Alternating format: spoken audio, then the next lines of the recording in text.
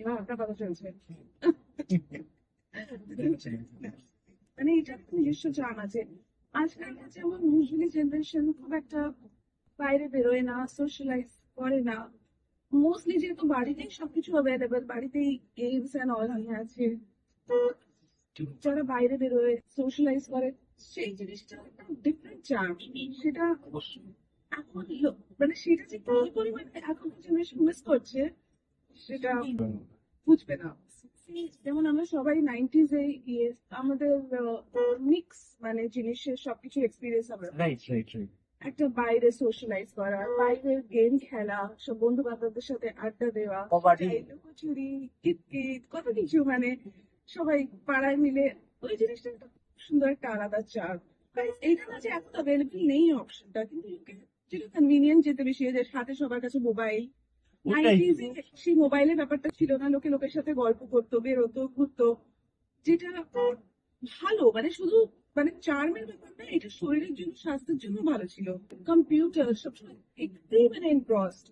আর এই ছাড়া বেশি বেরোনো বা ইয়ে করা ফিজিক্যাল অ্যাক্টিভিটি হচ্ছে না, বিকজ বেরোচ্ছে না, খেলছে না, শরীরটাও খারাপ হচ্ছে ওই কারণেই।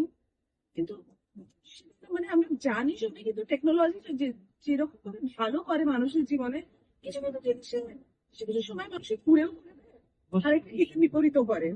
এবার সেটা হচ্ছে আমাদের নিজেদের চয়েস যে আমরা কিভাবে সেটাকে নিতে চাই।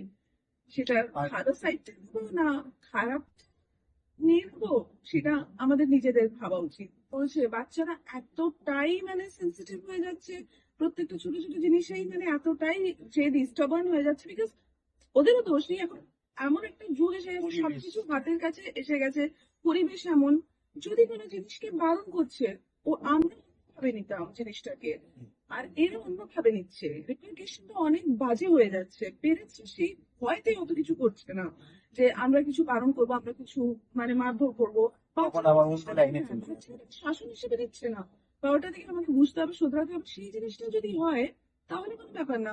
আর এটাতে কারো দোষ দেওয়া যায় না, মানে এটা কি একটা এমন পরিবেশ হয়ে গেছে, আজকালকার যুগ এমন হয়ে গেছে, যখন মানুষ সবকিছু পেয়ে যায় হাতে কনভিনিয়েন্সে, তখন যদি কনভিনিয়েন্সটা কেউ ছেনাতে চায়, তখন সেটা কেউ দিতে চাইবে না। কেন আমি কেন দেবো, আমি একটা কনভিনিয়েন্স পাচ্ছি, আমি কেন দিয়ে দিতে চাইবো? সেটা সেই জিনিসটা একটা প্রবলেমটা এখানেই এসে দাঁড়াচ্ছে। আমরা নাইনটিজ কিডস, কিডস আর নেই কেউ, নাইনটিজ এর বা যারা সব ছেলেমেয়েরা, তারা ট্রানজিশন ফেজ দেখেছে, মানে একটা মানে যুগ থেকে আরেকটা যুগে আসতে দেখেছে, যেখানে কোনো ফোন নেই, কিছু নেই, সেখান থেকে আপনার রেডিও সেই সময় চলতো,